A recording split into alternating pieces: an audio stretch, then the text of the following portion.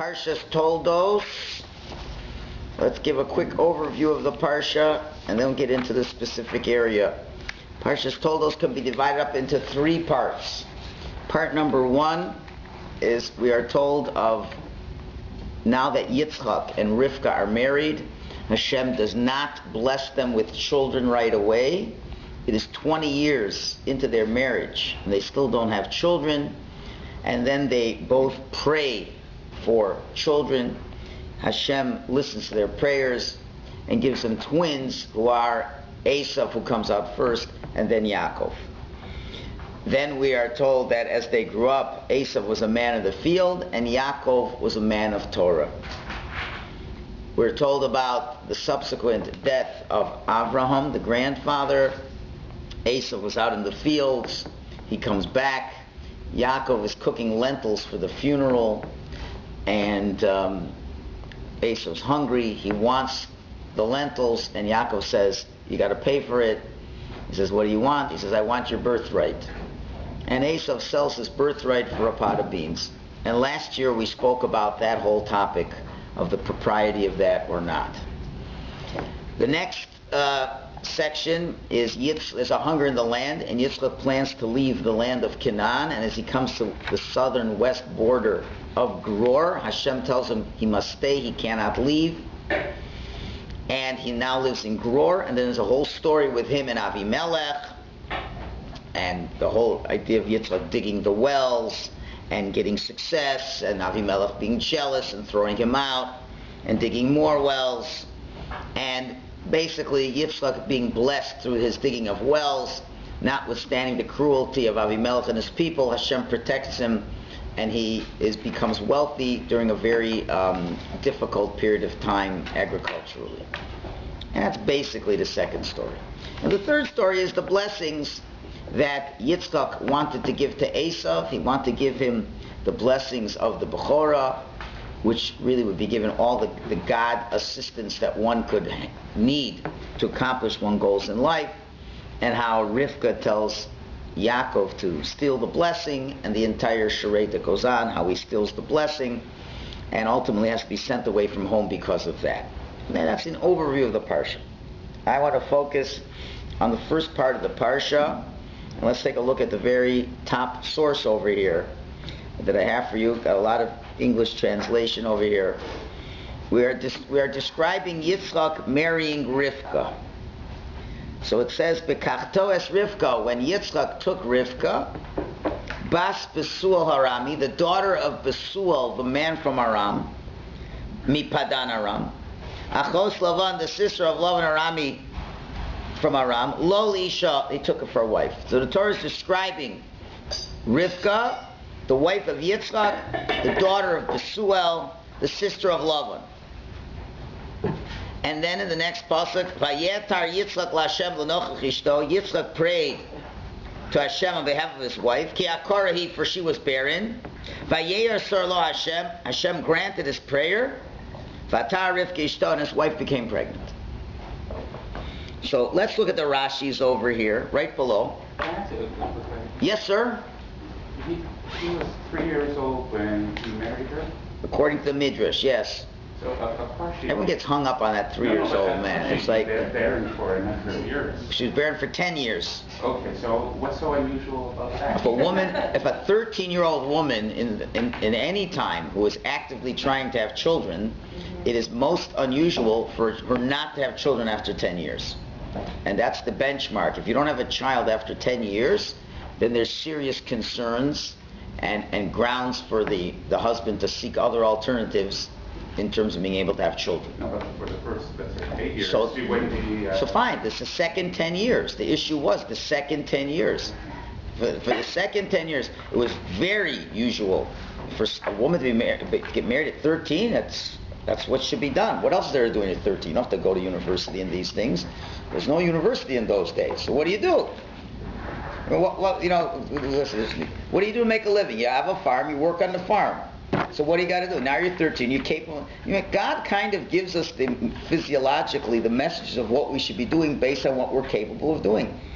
Women aren't capable of having children till they've reached that stage of maturity. Once you're at that stage of maturity, it's time to have children. And there was a time in the world, not that long ago, where women were mature. If at 4 years old, you're watching the younger kids, right, instead of being spoiled by the parents till you're 25, then you develop a sense of responsibility. Then why can't you be a mother at 13? You really learn what life's about. There's no reason why a woman couldn't be a mother at 13 if she was educated properly. And in the olden days, many people didn't make it past 30. So if you didn't start at 13, and that was the way it should be. You start at 13. That should be. We live in a society that's got everything backwards, but that's not unusual. So for 10 years on having a child, that's a serious problem. And they realized that God was holding back a child from them. And indeed, she was barren. So let's take a look at the Rashis. Why does she have to tell her she was the daughter of Besuel and the sister of Lavan when we were told that in the last week's Parsha? So Rashi says, but has it not already been written that she was Besuel's daughter and Lavan's sister from Padan Aram? The answer is, it's written only to relate her praise. That she was the daughter of a wicked person and a sister of a wicked person, and her dwelling place was one of wicked people, 3 strikes against her. Yet she did not learn from their deeds. That's so. The Torah is going out of its way to show you how pious Rivka was. It's very nice. It only creates problems. Why? Well, let's go on. The next Rashi says, so then it says, Yitzchak prayed to God, Vayetar, and then it says, Vayeyasar lo Hashem. Hashem granted his prayer. So Rashi says, meaning God allowed himself to be entreated and to be placated and swayed by him. Meaning to say, as it were, God allowed Yitzchak to change his mind. God decided not to give them children, and then Yitzchak prayed, and God says, okay, I changed my mind, you could have children. There should be some extra copies there, right? Yeah. And then the next, so that itself is a question. That's really based on the Gemara in Yevamos, which is on the lower left-hand side, which we'll go into more detail shortly. Matter of fact, let's do that right now. Just skip quickly to the bottom left-hand corner, the very last paragraph. The word that's used for Yitzchak praying is vayetar, which is a very unusual word. Vayetar, it's just said vayispalel. What's vayetar? So Rav Isaac further stated, why is the prayer of the righteous compared to a pitchfork? An atar is a pitchfork. So vayetar means, and he pitchforked. That's what it literally means, and he pitchforked, which means, and he prayed. Why is it called a pitchfork? Because as a pitchfork turns the sheaves of grain from one position to another, so does the prayer of the righteous turn the dispensations of the Holy One, blessed be, from the attribute of anger to the attribute of mercy. Meaning to say that a pitchfork takes something and literally turns it upside down. So Tzaddik's prayer is like a pitchfork. It turns God's attitude upside down. God decided you shouldn't have children. The tzaddik prays, and God says, okay, you should have children. Which that itself is an extremely difficult philosophical position, as Reb Chaim of Volozhin speaks the question out probably the most clear than anyone else. He says, if we understand that God's in control of the world, and God, for example, makes your wife not have children, as in the case over here, so God knows what he's doing, doesn't he? If God knows what he's doing, who are you to tell him to change his mind? It's a famous question, right? It's not God says, oh, I made a mistake. I didn't know that you weren't worthy. He knows every action we've done. Reb Chaim gives an analogy to a doctor. A sick person comes to the doctor. The doctor checks the person and says, I'm really sorry. You've been smoking for the last 30 years. You have lung cancer. I got to cut out your lung. So the guy says, please don't do that. I'll be a good boy. I'm not going to do it again. He says, very nice, but it's too late. You've got a black lung. I got to remove it. Please, please, please, please, please don't do it. Okay, we won't take it out. What do you mean we won't take it out? The guy's going to die now. In other words, it's supposed to happen. If the doctor says it's supposed to happen, what does it help that you beg? I'll do tshuva. I'll never do it again. It's too late. if the doctor has determined, and he's not biased here, that what has to happen is the following, then you can't change that. So how is it possible if God decides, and in the Talmud we have philosophers who debated the rabbis on this topic. For example, they said, why should you give charity to the poor? If God wanted these people to be poor, then who are you to change God's mind? Similarly, but there's different answers obviously to that issue, but similarly, if God gave you a bad situation, He knows what's best for you, so you have to live with it. And it's foolish to ask Him to change it, because if you ask Him to change it, it's as if you're saying you made a mistake. We can't say you made a mistake. You didn't make a mistake. Why would you want Him to change it? Let's say a person, God forbid, really has a terrible disease, and the doctor says you have a real terrible disease. The patient is in denial. Fine. Patient says, okay, so the doctor says the only way you're going to live is if we operate. If we don't operate, you will die in 6 months. Patient says, no, please, change your verdict, please. Oh, the doctor has so much rahmanas. Okay, I feel so bad for okay, you're healthy. He's going to die in 6 months. Right? So if God is the person that makes the person sick, then, obviously He felt that's what the person should have. He has to go through this. God's not a moody God who says, I'm really angry at you, I'm going to punish you. If you make me like you, then I won't punish you. That's not how it works. God's very merciful, and He has to do exactly what has to happen for you. What's best for you. And if sickness is part of it, losing your money is part of it, not having children is part of it, God is saying, if there was a better way for me to do it, I would have done it in a better way. This is the best way because of what you've done. You forced me to respond this way. So how could your prayer just say, now we change what happens? It's a very famous question, but it appears that's exactly what happens, because Vayetar, Hashem just changes it. So we have to understand that philosophical issue, A. B, the next Rashi is really the difficult Rashi. Vayeyoser lo, Rashi says, it implies that he let Yitzchak change his mind, him and not her. His but not hers. Rivka prayed too. Is she chopped liver? So he brings from a Gemara, it's really a Gemara, a very famous answer. For it is not comparable the prayer of a righteous person who is the child of a righteous person to the prayer of a righteous person who is a child of an evil person. Therefore his and not hers. Rashi brings down from the Gemara a very famous rule, a spiritual rule, that when two people pray, they are both righteous. The two people praying are both righteous. Now we look at their yichus, we look at their lineage. And one, his parents were also righteous. The other one, his parents were not righteous. Who will God listen to? The righteous son of a righteous as opposed to right. That's what he's bringing down. Which, first of all, for many, that's philosophically troubling, especially if you're a Baal Tshuva. That's very unnerving, A. B, it seems to contradict what the Rashi just said before. The Torah went out of its way to say how great she was, and in spite of the fact she had a triple cord running against her, she was still righteous. Now why would the Torah bother to tell us that? Unless it was worth something. No, we're saying, well, what is this, what's the word, what's the word, what's the fancy word? You want to make somebody feel good, but you really don't mean it. You're saying how good they are, but they don't get anything for it. What? Patronizing. Are we patronizing Rivka? Oh, she was really good. How good she was. She came from a terrible family, terrible this, terrible that, and she still was good. But at the end of the day, if she prayed, it wasn't worth anything. So then it comes out towards just patronizing Rivka. What was it worth? At the end of the day, she couldn't even get God to hear her prayers. So that's it's difficult. It's difficult philosophically. And I think many of us would feel it doesn't make sense. If I'm the person who now is a tzaddik, had to overcome more, shouldn't they be a bigger tzaddik? We're not taking away from the other tzaddik, but couldn't the other one be bigger? Right?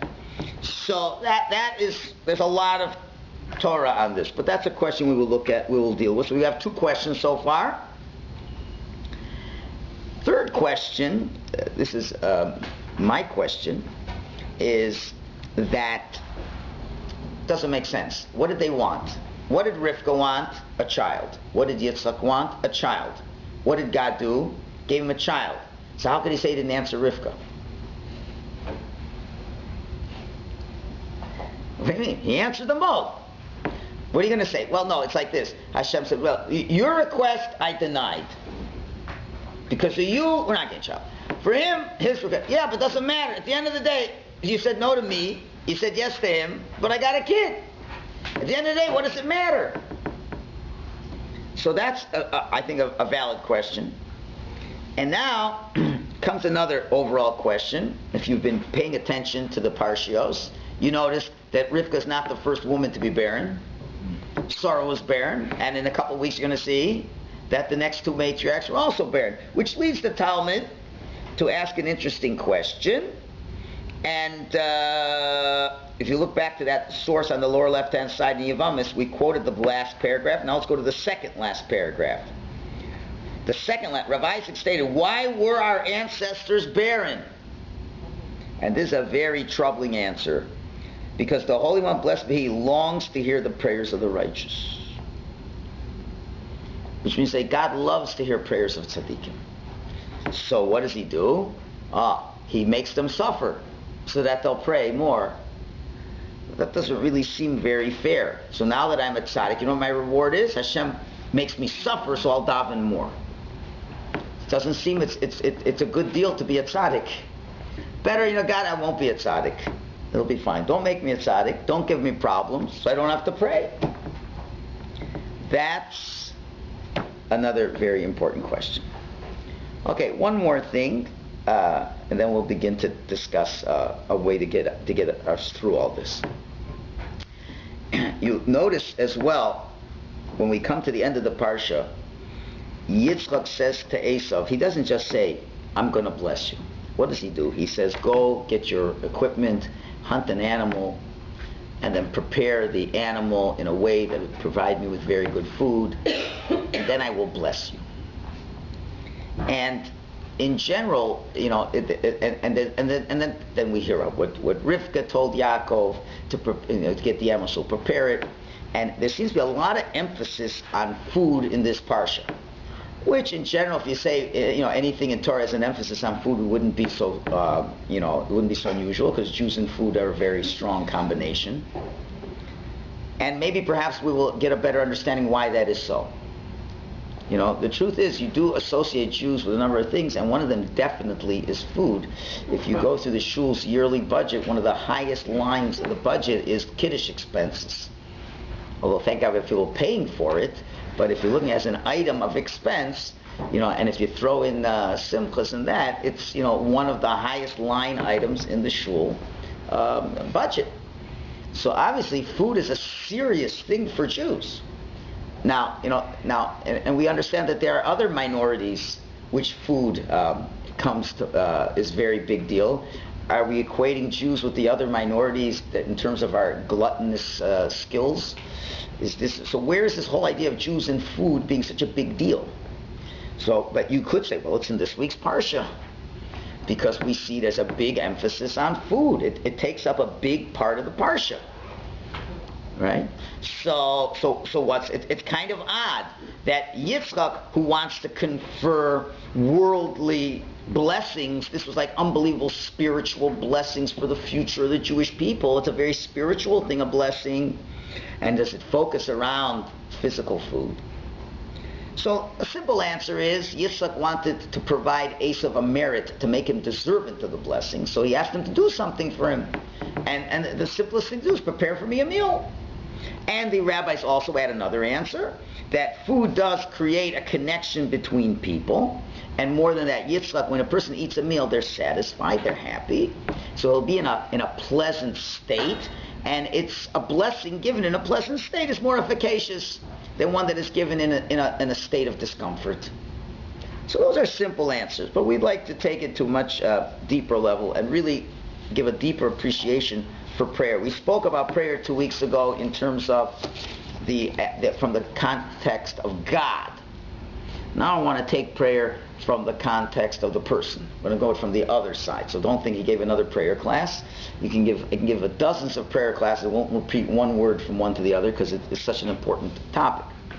So to appreciate that, let's go to and that's what you see in below after the Rashi. You see when Esav comes back, he says, Yakum avi, father get up, v'yochal mitzad beno, eat from your son's trappings, but words for chanashecha, so that your soul shall bless me. So again, we see the fruit. So let's look to the lower right-hand side. It's a very famous bracha, very famous Gemara in brachas. From here, the rest of the class is primarily based on the words of the Nefesh HaChaim from Rav Chaim Volozhin in the second chapter on a section dealing with prayer. And I'm going to try to give to you a synopsis of about 4 chapters, which normally if I was giving the class, it would be like 7 or 8 classes. You're going to get a synopsis in about 20 minutes as to the whole philosophy behind prayer. And it's definitely an abridged version, and you should go to the original text for the full thing. The Gemara in Bracha says like this. King David used the term borchi nafshi 5 times in his Psalms. He used the term borchi nafshi, my soul will bless, 5 times. Why? In order to demonstrate how 5 godly attributes are shared by the human soul. That God and the human soul are similar in 5 ways. Number 1, now the text I'm reading from the wording may be a little different, but it's the same idea. Just as God fills the world, so too does the human soul fill the entire body. Just as God observes but is not observed, so does the human soul observe but is not observed. Number 3, just as God nourishes all the world, so too does the soul nourish the body. Number 4, just as God is pure, so the soul is pure. Number 5, just as God abides in rooms within rooms, as it were, seems so hidden, so too does the soul abide in rooms within rooms. Okay, I don't really want to get into the details of each one of these 5. I just want to explain what the point of the analogy is. If we're using a Miller's analogy, it would be God is to the world as the what is to what? As the soul is to the body. That's the analogy the Talmud is using. That's all we really need to know. Right? So the soul's connection, just like we're comparing God's connection to the world, that can be understood as the soul's connection to the body. Certainly we're not comparing a soul to God at all. Don't make that mistake, because a soul is a creation of God. But in order to help us understand God's relation with this world, the best way for us to understand how he relates to this world in an analogous form is how does the soul relate to the body. So that helps. So just as the soul spreads out in a hidden way into the body of a human being, no scientist has found a soul yet, so too, as it were, God spreads out into the world in a hidden way and is the soul of the universe. Which really, and this is a big Kabbalistic discussion, but the human body really is an educational tool in understanding God. And that we've said many times, just like you have a right hand and a left hand, so does God have the attribute of mercy and the attribute of justice. The human body was created with such brilliant Kabbalistic underpinnings. If a person was really a great Kabbalist, you could see every part of your body tells us another aspect of God. That's the image of God. And the relationship that God has with this world, how can we understand that? Let's understand the relationship that the soul has with the body. So in the same way that the soul brings life to the whole body, to the whole body function human being, so too we should understand when we talk about God, we speak of him as the soul of the functioning world. You understand? You understand the idea? Okay, so now with that basis, Reb Chaim takes it to many, many levels here. So, let's think for a minute. So let's talk about the human body for a minute. So there's an existence of a soul within and beyond the body. What is of most critical aspect that if this aspect is missing, that will cause a severing of the relationship between the soul and the body? Eating and drinking. If a human being does not eat and does not drink for about a week at most, for some strange reason, the soul will leave the body. Isn't that interesting? Now, one thing you think for sure, a soul does not need a salami sandwich. A soul does not need a Starbucks coffee or water. It doesn't need anything. Soul doesn't eat. A soul is not hungry. But look what happens. If there is no food ingested by the body, the soul will leave, which is very unusual, because we just said that the soul gives life to the body. So if the soul gives life to the body, what do you need food for? The soul can just keep pumping in life, right? But for whatever reason, which hopefully we'll find out soon, if you don't put food and drink into the body, the soul, and the body doesn't die until the soul leaves. So the soul will leave. So therefore, if that is what's true, that's very true with the body and soul. And the body and soul is the analogy to understand the relationship between God and this world. What must we, at least in an analogous way, say has to happen? If in the lower part of the analogy, if the body doesn't eat, the soul leaves. So now let's take the analogy God and the world. So what would we say, just logically? If what? I didn't hear. The world doesn't eat and The world doesn't eat and drink. What will happen to God? We'll leave the world. Now, it might be a different kind of eating and drinking, because we're talking about spiritual concepts over here, right? But just like when a soul leaves the body, when the soul leaves the body ceases to exist. If God would withdraw himself from the universe, the world would cease to exist. The body cannot exist, and the soul cannot exist in a body that does not eat and drink.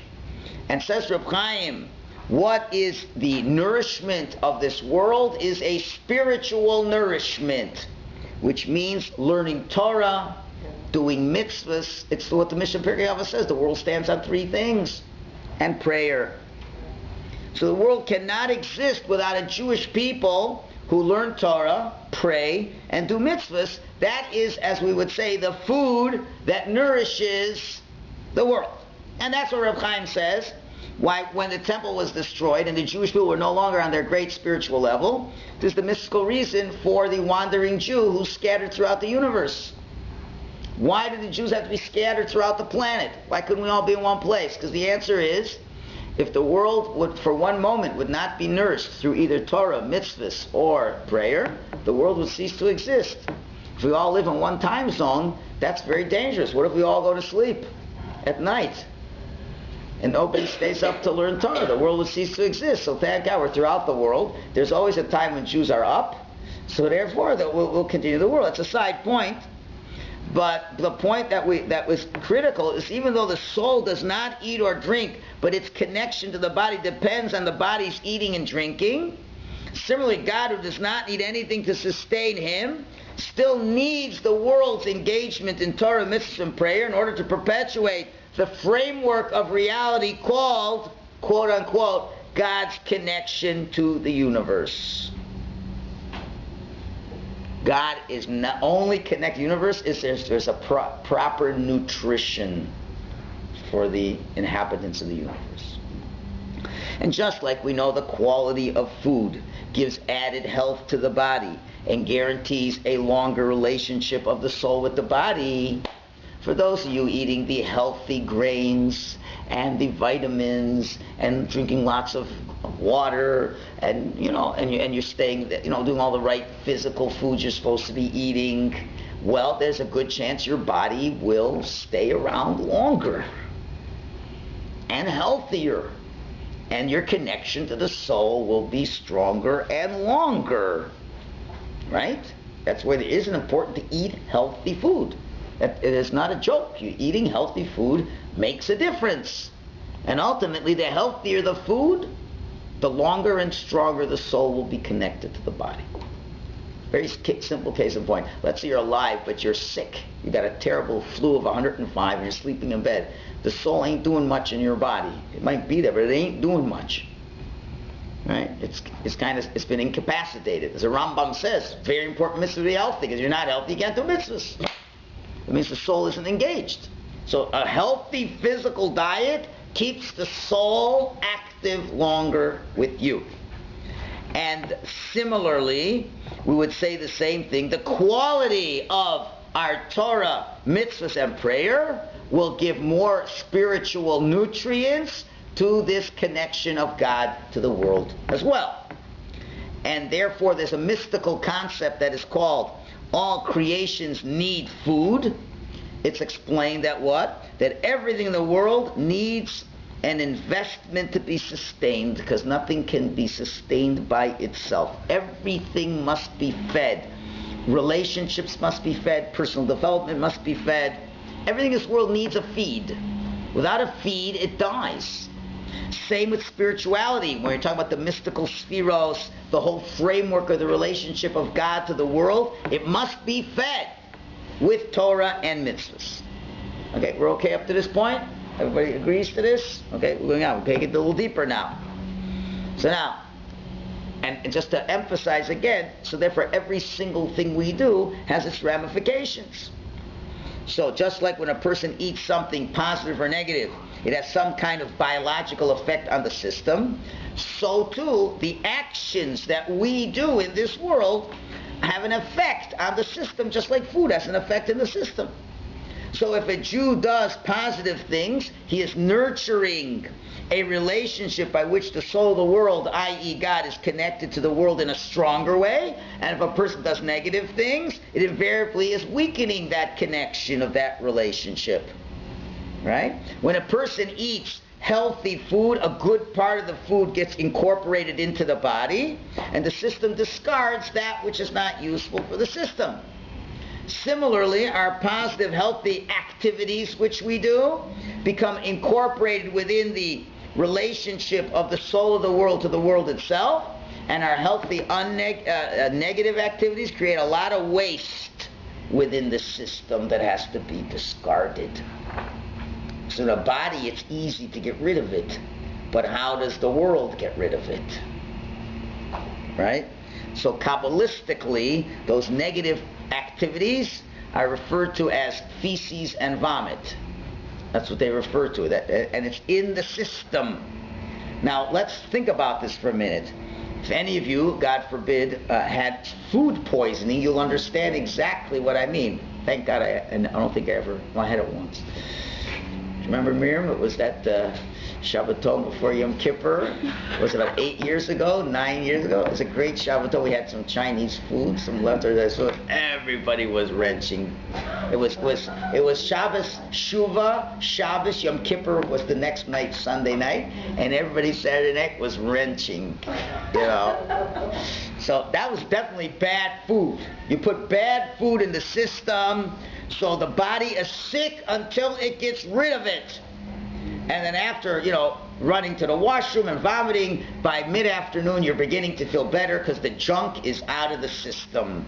Well, that's exactly what happens in terms of the global situation of the world. The negative actions that we do, that's spiritual junk food. And that hurts the system as long as it's inside of it, and the system must get rid of it. And just like when the junk food affects one part of the body, it affects your stomach, right? Well, guess what? Your whole body is finished. Well, I have a stomachache, but I can still do my ballet lesson. No, you can't do that. And I can study for my exam. No, you can't do that either. One part of the system is shot, the whole system is shot. So too, every negative behavior that we do affects the entire cosmic system as well. And there's got to be a way to get rid of the spiritual junk. And how do you get rid of the spiritual junk? That is called suffering. No different. When you're vomiting, you are suffering. So there's a different kind of a vomiting system for the world. There's junk in the system. It's got to come out. It's got to come out. And it comes out through what is called suffering. Or something else, which we'll get to shortly. It's not the only way, so don't get scared. There's another way. You'll see in a minute. Okay, so far so good? Now you begin to understand why suffering comes in the world. Somebody's eating the wrong Chinese food. And it can mean simply if Jewish people eat treif, you're putting spiritual poison into the system. There's all kinds of things that can poison the system. How do you get spiritual junk, though? How? Yeah. By doing averos. Right? By doing averos. And the reverse, what if you don't eat enough healthy food? You're going to get sick by not eating enough healthy food. What if you don't do enough mitzvahs? Then the world gets sick from malnutrition. There's malnutrition and negative things. Food relates to physical, though. So what's the whole analogy we've said? Just as God is to the world, so is the soul to the body. And for whatever reason, if the body is not healthy, the soul leaves, the relationship is hurt. If the world is not healthy spiritually, then the connection of the relationship doesn't exist either. There's not health in the system. It's a straightforward medical, what do you call it, natural consequences. When the doctor says you're going to die because you smoked for 40 years, he's not offended by you.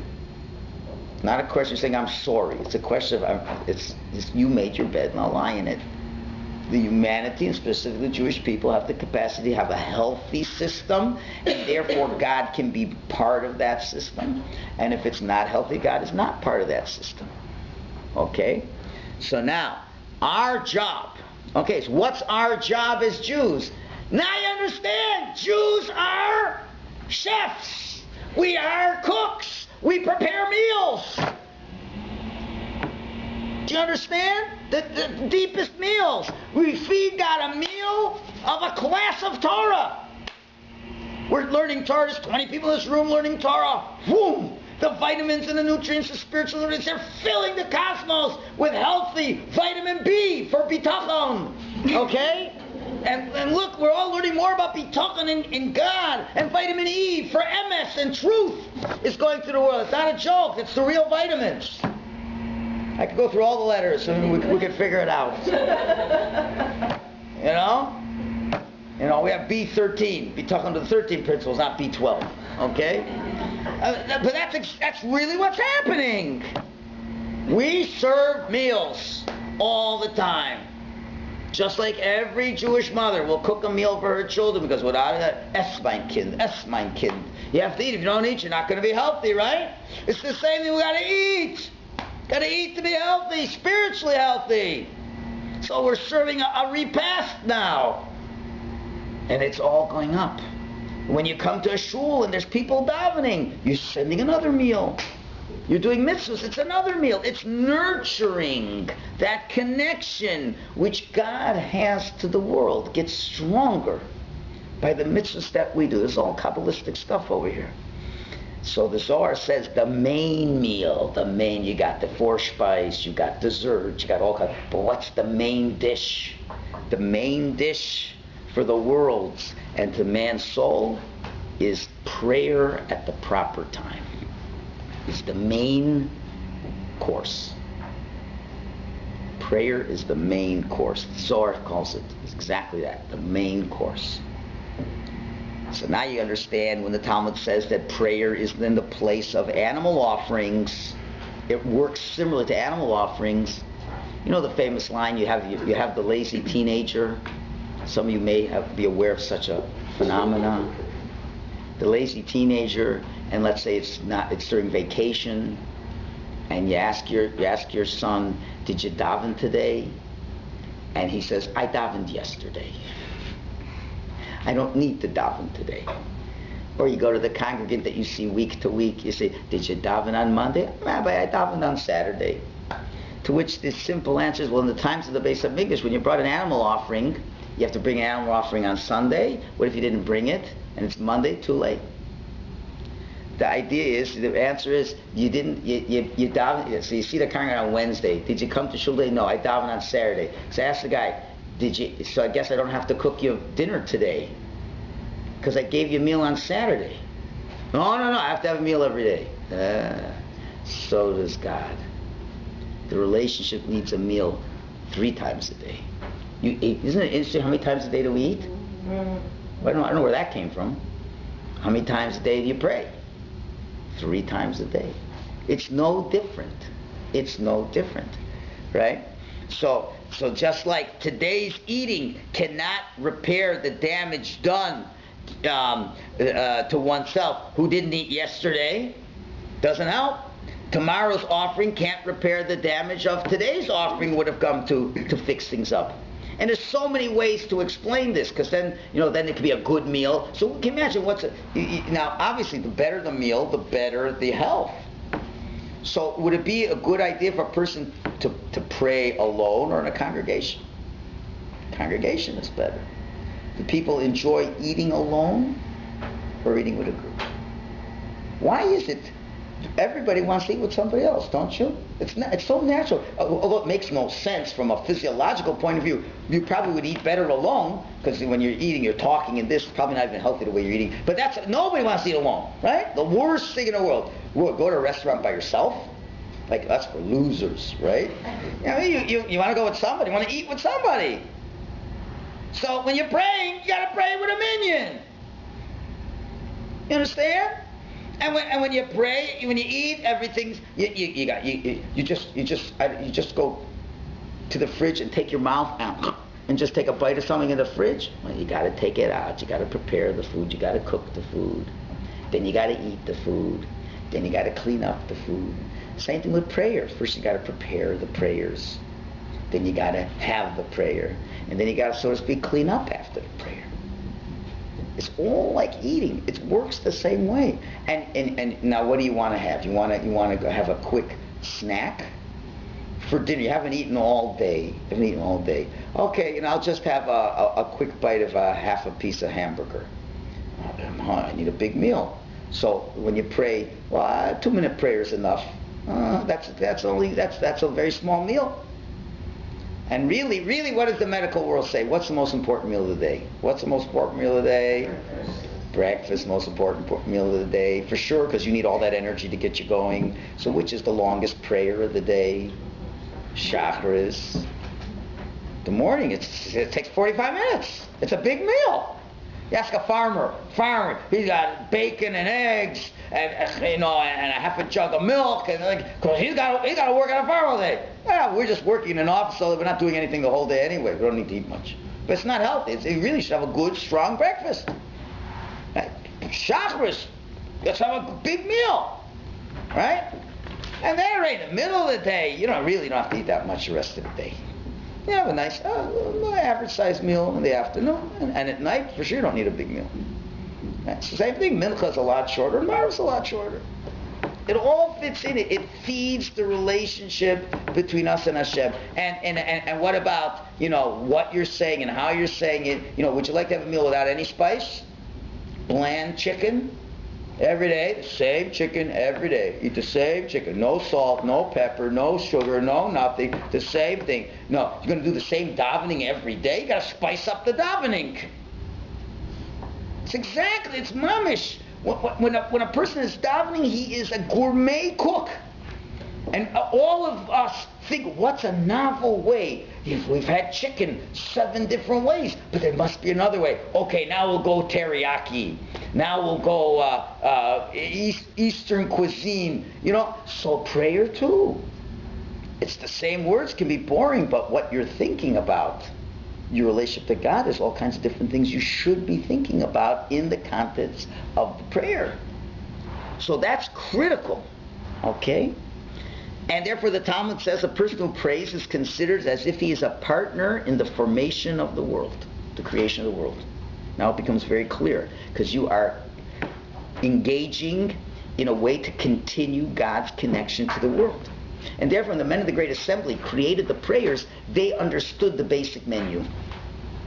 If you go to a dietitian and you say, I want to have a menu of the healthiest foods that will give me the best nutrition to the world, the men of the Great Assembly understood what things we need to maintain a healthy connection with God and how to ask Him, and therefore they gave us the standard text. Now, even though the dietitian will give you a general menu, such as X amount percent of protein, X amount percent of carbohydrates, complex carbohydrates, this, that, all that, but then he says, okay, now within the complex carbohydrates you can either have this or this or that. So the men of the Great Assembly said, okay, here is the basic menu. You have to stay within the basic menu, but within the basic menu you have and certainly should, spice it up with different forms every time, that it's more meaningful all the time. That's what's going on up here. So and then once, and so what's really happening over here? What's really happening over here? The more we want within our own lives, we want our bodies and souls connected more. You want to feel more of a connection between the soul and the body. So too, we want to have a stronger connection between God and this world. And prayer is the strongest thing to function, to bring closer God to this world. And when that happens, then all the individual blessings that we have come true when God is closer to us. That's what's happening. So to conclude this little segment, and then we're going to come and bring it up. This was all the introduction. But once you have this, the function of prayer, therefore, is not defined as the success of getting your particular individual need and walking away with that prize. That is not the purpose of prayer. The purpose of prayer is not designed for the sole purpose and to get what you want. That may be a side point, but that's not the primary thing. That's not. The main purpose of prayer is to create a bond between God and His world, and in that connection, then all blessings lie. That's what it's really all about. It's as simple as that. And it's no different than in marriage. You know, the most important thing you have to do in marriage is to communicate with your spouse. Why? You don't say, dear, I'm communicating with you. Where's dinner? You know, not a good move. Not a good move. That sounds pretty narcissistic, doesn't it? So think about it. When do you talk to God? When you need something? You sound as bad as the husband. Now, what does the wife want you to say? Talk to me. The husband says, what am I supposed to say? He says, talk, share with me your feelings. I want to feel close to you. The guy says, what? I just want dinner. You know? But you know, if you just share yourself and you get close, she'll already know what dinner to make you.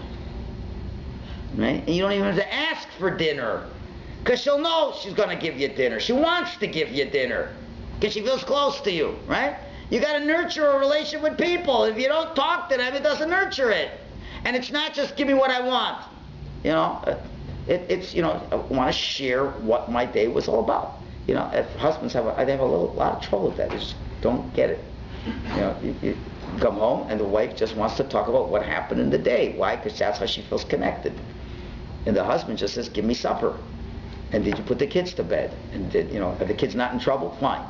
Right? So that's not really a very healthy diet that's going on over there. So prayer is meant to create that bond. It means we're saying we want, just like you want the soul to be active with the body, we want God, the soul, the world to be active with us. We want that closeness. You get it? So therefore, a person who doesn't pray on a daily basis, his relationship with God is as poor as a husband who doesn't talk to his wife on a daily basis. We would never suggest such a relationship at all. It's grounds for divorce. And it's grounds for divorce that God can divorce the Jewish people. It's as simple as that. And therefore, if a person doesn't appreciate the value of prayer, they don't appreciate what it means to nourish a relationship. And really, what they're really saying is, I don't want to have a relationship with God. If you want to have a relationship with God, God says, that's fine. You're on your own. You don't feed the neshama, you die. You don't feed the relationship with you and God. God's not punishing you. It's not punishing you. You've chosen not to feed the relationship. You know, one day the husband wakes up and the wife sends him a Dear John letter. He says, wonder what happened. I never punched her in the face. He says, you never punched her in the face, but you never talked to her either. So she gave up on the relationship because you gave up on the relationship. If you don't talk to God, you've given up on the relationship. And you have not fed the relationship. Everything, that's the rule. Everything needs to be fed. You got to feed everything, right? We know we have to feed our clients if we want to be successful in business. We don't get the idea to feed our wives or husbands.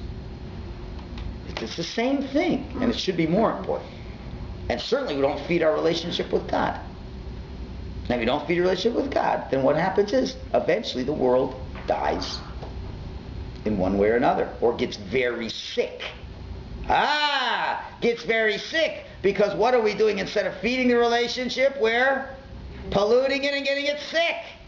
Not only you don't talk to your wife, but what do you do when she's late? You insult her. Now you've given some poison into the diet. Right? So not only we don't daven, we talk lashon hara. So we poison the system. We talk a lot, but we say the things God doesn't want us to talk about. So we're poisoning the system. We're getting sick. We're getting sick. It means what happens? How does sickness come? God every minute is sending healthy energies. Healthy energies. God is giving. He's loving. He gives. He gives. He gives. He gives. I don't know exactly how my daughter can explain better how the cells work and all this, biology. What makes a cell do what a cell does, in a healthy way. It's because God gives it the energy to do that. God is feeding into the cells. Why? Because you've fed into God, and you say, I want you. And when you don't say you want, God says, okay, I'm holding back the energy. So when the energies hold back, then the opposite, the vacuum that is created, all of a sudden unhealthy things start to creep up. Because you've told God, I'm not really interested, I haven't been feeding the relationship.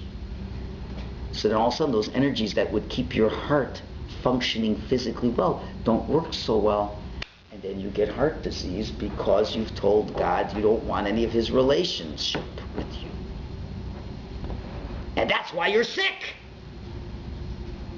Now, of course, how can we change that? How can you change that? So now we're getting to the core of the issues here. And see, you have to look at this thing you can never answer any question in Judaism without getting the system. If you don't understand the system, there's no point in talking to people. I've been spending 40 minutes explaining the system. If I can explain the system, now we can talk about it intelligently and answer the questions. So let's go back to the first thing we said. The Talmud said, God lusts for the prayers of the righteous, right? That's why he made the patriarchs and matriarchs barren. And we said, doesn't it seem to be selfish on God's part to purposely deprive the righteous of what they're entitled to, so just that God could hear their prayers?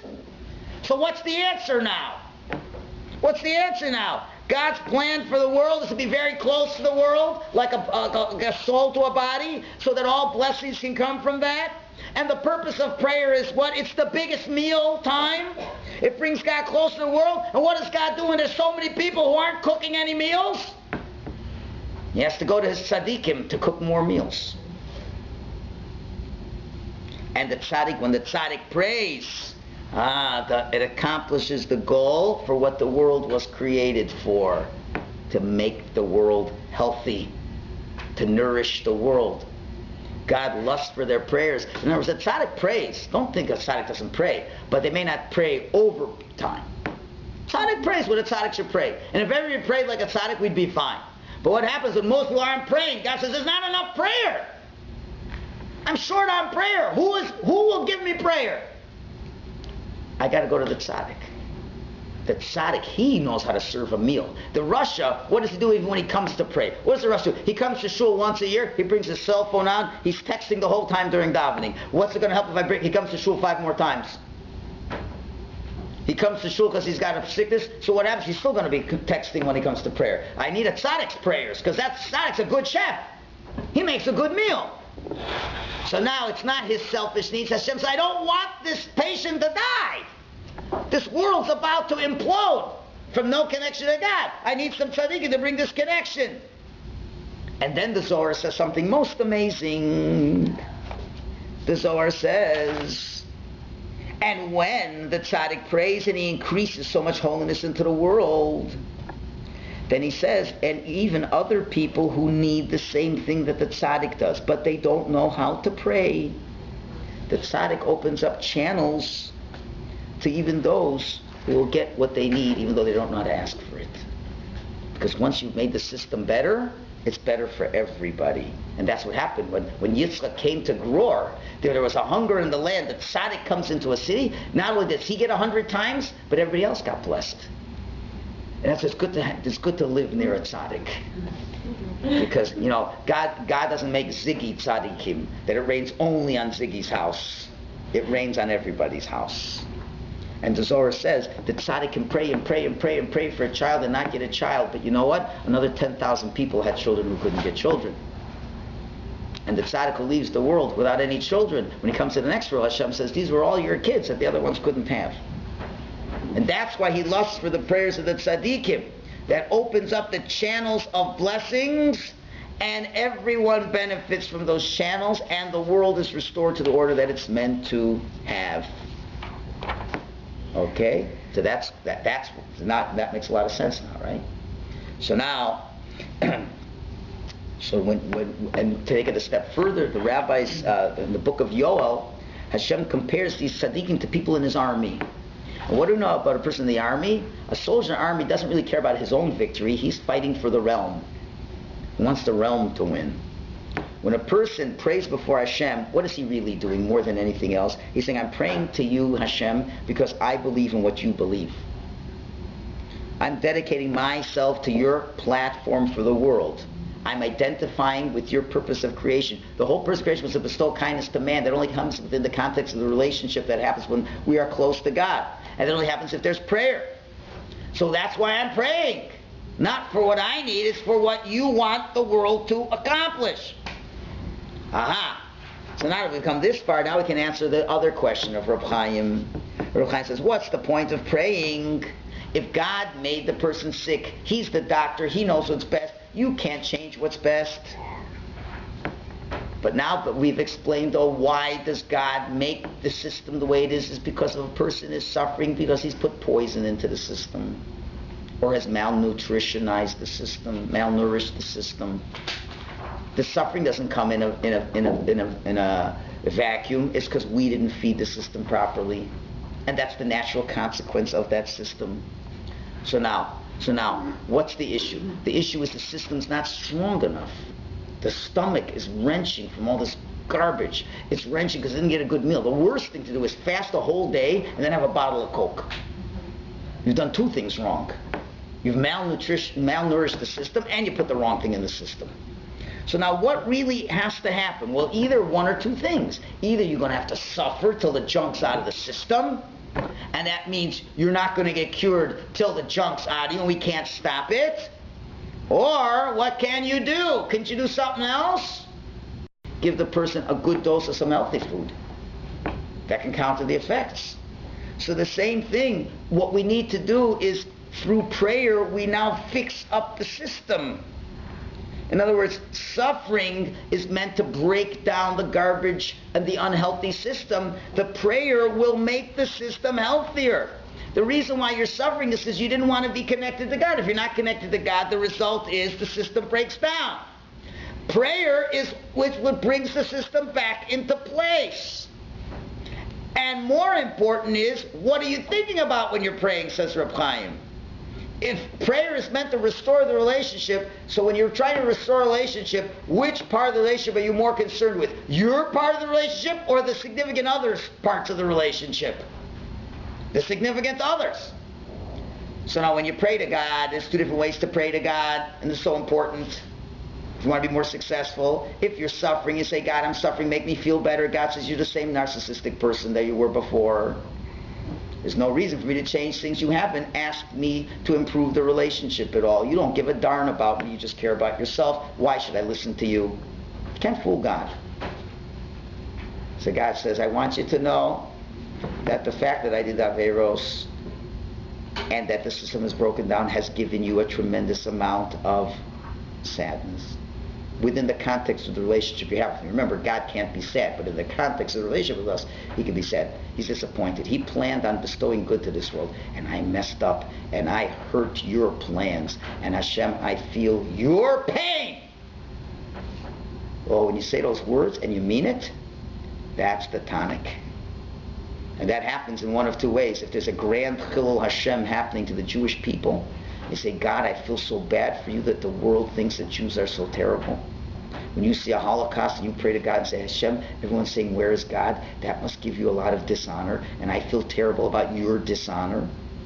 Or even if a person is suffering himself, the Medrash says, what is God saying when a person, even when a criminal is brought to his capital punishment, they say, what is God saying? God's saying, oh, my head hurts, my arm hurts.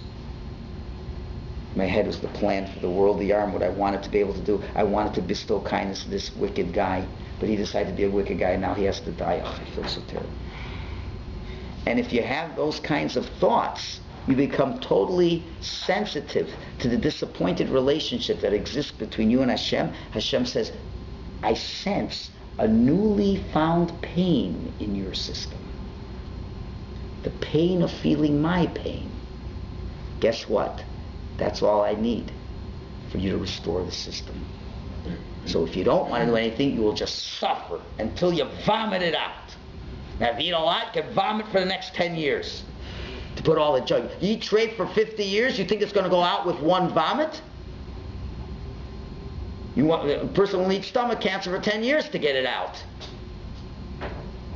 You speak Lashon Hara for 50 years, it just goes out with one vomit? People wonder why they have to suffer so many years. It takes a long time to get the junk out of the system. You put it in, and you didn't put any healthy nutrients to stop it. Or you could say it's time to really put some mega doses, and you cry to God and say, I'm so sorry. And that's what we call tshuva. A sincere tshuva can circumvent the system. You've suffered more. If you know what, and you find this is so true, how many people can ever say that they are wrong? You look around you. Besides rabbis, who says that they're wrong? You know, it's very rare that I've seen a congregant, but believe you me, I get abused a lot. I can count on my hands how many people ever said they were sorry to me. I don't take it personally. You know what it means? You know how painful it is for a person to say they're wrong?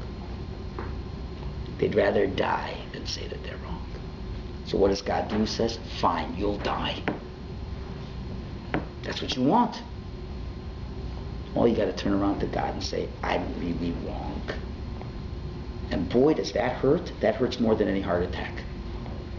That's a soul attack. Try it. Go to somebody and really, not just, okay, if you think I did something wrong, I apologize. No. You say, I want you to know I was very cruel to you. I was very insensitive to you. And say those really hard words. I was wrong. And see how you feel. That cures the system. That's what prayer is supposed to be. When you pray to God and say, God, you withheld something from me, and I know why. It's because I was a schmo. And more than that, I hurt you. I hurt your plans. And that's not acceptable anymore in my book. And God says, if that's it, now you're changing it, and you want me to be close, then mysteriously the cancer goes away. Because all of a sudden healthy energy cells are coming in by the tons. That explains why unusual things can happen. But it depends how sincere. But it's not at the end of the day, you're not doing it to get better. You're getting back for one thing. Hashem, I feel your pain. And what I want at the end of the day is the system should be restored for everybody else. It doesn't have to be me. And then it says, if the system's back, it may even help you, depending on how far off you've gone. So we're not changing God's mind. That's not what it is. Although it looks that way. In other words, we're changing God's mind, meaning you don't want me involved, so now I will be involved. That's all.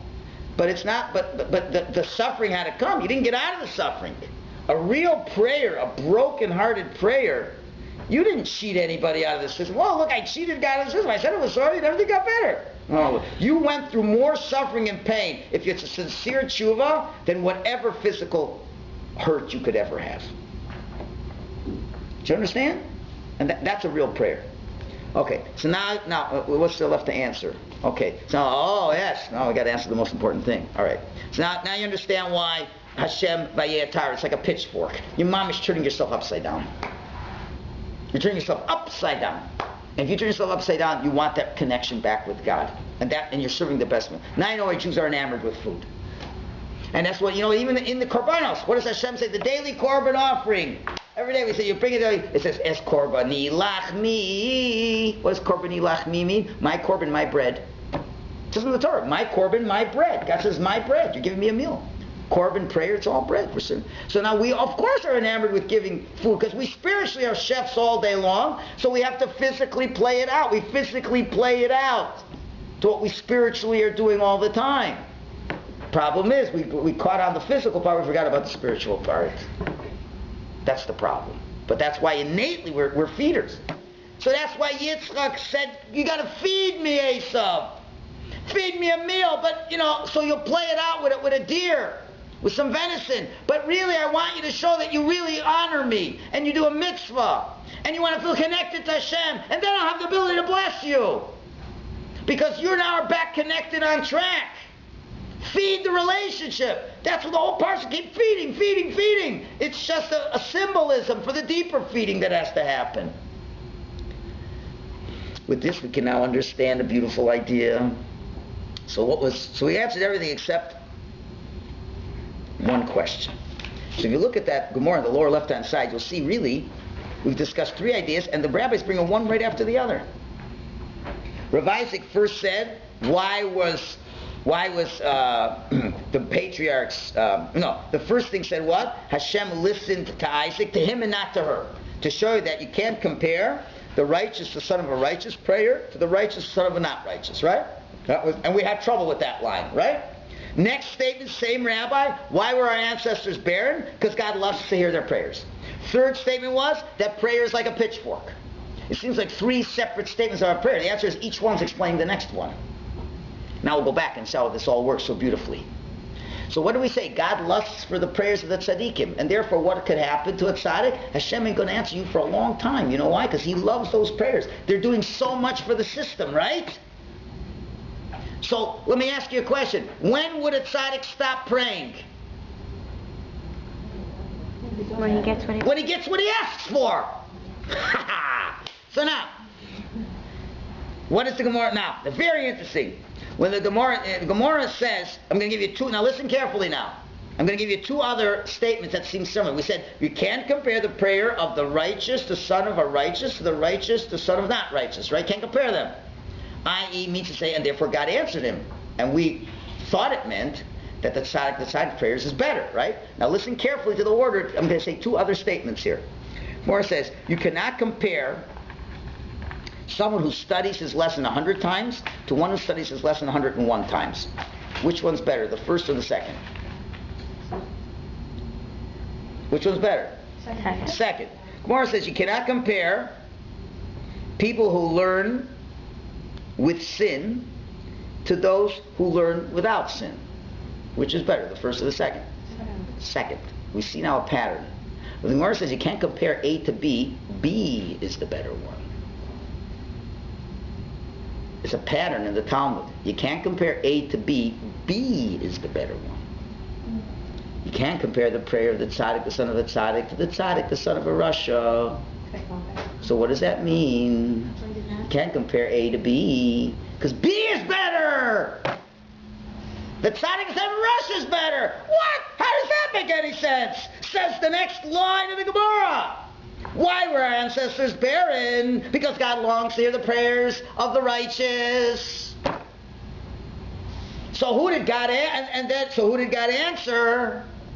God answered Yitzchak first, because his prayers weren't as good as Rivka's. Hashem said, Rivka, I love your prayers more than Yitzchak.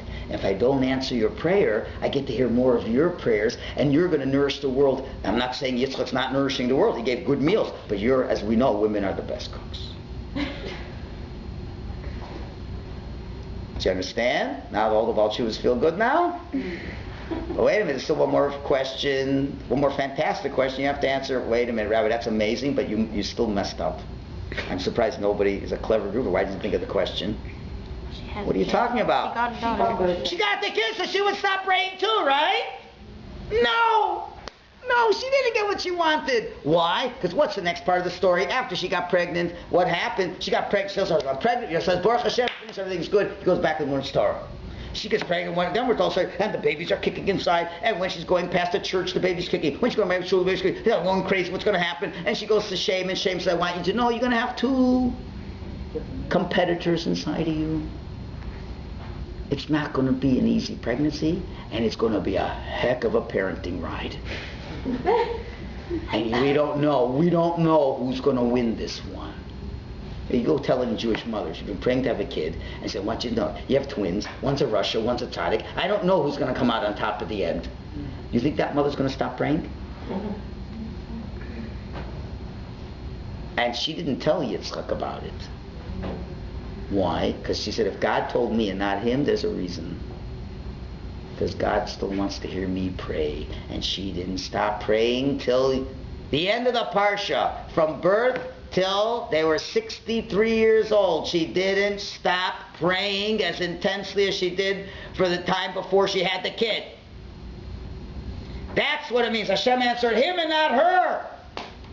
He wanted a kid. She wanted a kid. But wait a minute. They wanted more than a kid. You don't want to have a kid. You don't pray just to have a kid. You want to have a kid who's going to grow up to sanctify God's name. If it's not sanctifying God's name, then you might as well have a horse.